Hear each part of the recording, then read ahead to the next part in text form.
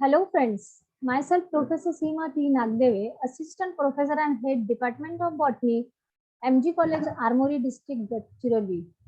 Today I will explain you about the introduction of syllabus and course outcomes of paper 1, BSc 1 semester 2, which includes morphology and anatomy of angiosperms. It includes two theory papers. Both theory papers carries 50-50 marks, 10 marks on internal assessment and 30 marks on practical. Thus total marks 150. Now about the syllabus included unit wise. It includes 4 units. Now we will discuss about unit 1. In unit 1, there is vegetative morphology of angiosperm, in which erect form with reference to herbs, shrubs and trees, weak forms with reference to creepers, tailors and climbers. It includes the study of root, in which general characters and functions, types of roots and modified root, in which modification of taproot system and adventitious root system is included. It also includes the detailed structure of stem, in which general characters and functions, modification of stem with reference to underground, subaerial and aerial. It also includes study of leaf, in which parts of foliage leaf, venation, types of leaves, in which pinnately and palmately compound leaves are included, modification of leaves with reference to storage, leaf tendrils, leaf spines, phyllodes and insect catching. Phyllotaxy also included in this unit with reference to definition and types, in which alternate, opposite and whole type phyllotaxy is studied. Now the course outcomes of this unit: to know the vegetative morphology of angiosperms, to study the detailed account of habit of angiosperm, to study the general characters, types, modified root, adventitious root and function of root of angiosperm, to study the general characters and function of stem, to study leaf in detail, to know the type of leaves, to study phyllotaxy and venation, its definition and its types. Now about unit 2nd, which includes the study of reproductive morphology of angiosperm. In this unit, there is a study of inflorescence, flower, calyx and its modification, corolla and its different forms, estivation, male reproductive organ that is androecium, female reproductive organ that is gynoecium, in which monocarpus, multicarpus, syncarpus, apocarpus types of placentation, in which marginal exile parietal and basal placentation is included.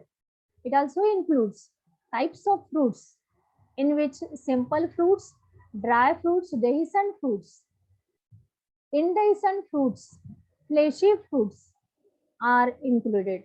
In aggregate fruit, there is an example of Itario of Echinus and Itario of berries, and also study of composite fruits. Now the course outcomes of this unit 2nd: to know the detailed account of inflorescence, definition and types, to study the parts and functions of typical flower, to study the corolla and its forms with reference to polypetalous and gamopetalous, to study estivation, definition and types, to know the gymnosperm and types of placentation, to study types of fruits. Now about unit 3. In this unit, there is a study of meristems in which classification is studied based on origin and its position. It also includes root apical meristem proposed by Newman and hence known as Newman's theory. In this shoot apical meristem, that is tunica carpus theory, is also included. There are different types of tissues such as simple permanent tissues, complex permanent tissues, and secretory tissues. In tissue system, there are three types. Number first is the epidermal, number second is the ground tissue system, and number third one is the vascular tissue system. Structure and function of cambium is also included. Different types of vascular bundles in which radial, concentric, and conjoined. Structure and function of peridium is also included in this unit.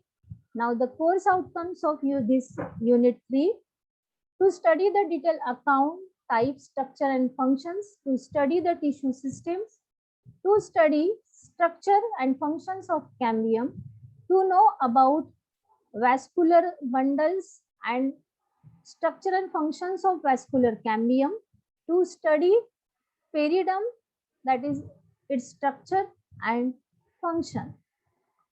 Now about unit 4. It includes primary structure of dicot, that is example sunflower, with reference to its root, stem, and leaf.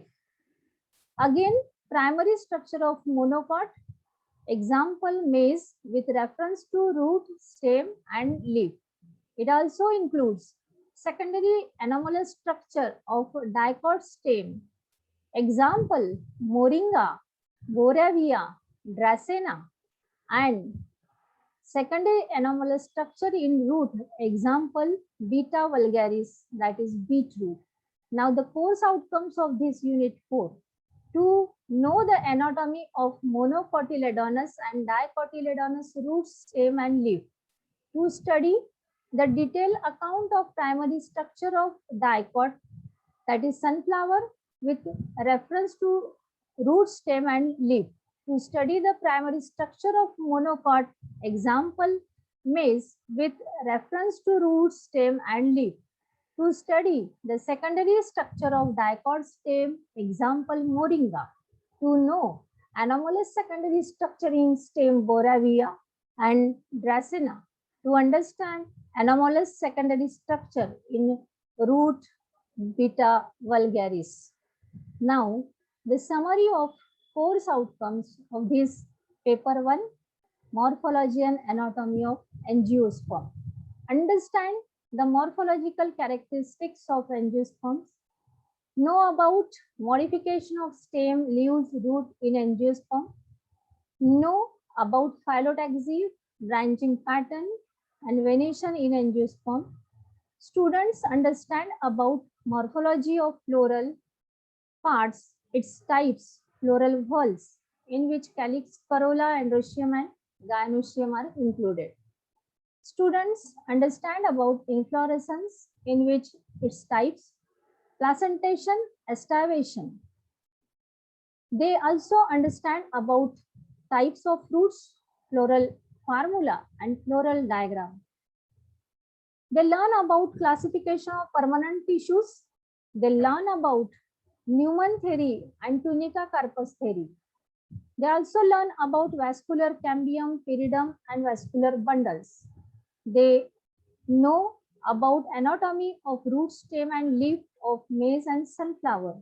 To know more about anatomy of stem and anomalous secondary growth in moringa, dracena, boravia, and beta vulgaris, that is beetroot. Now this is about introduction of syllabus of this paper 2, BSc 1, SEM 2. Thank you.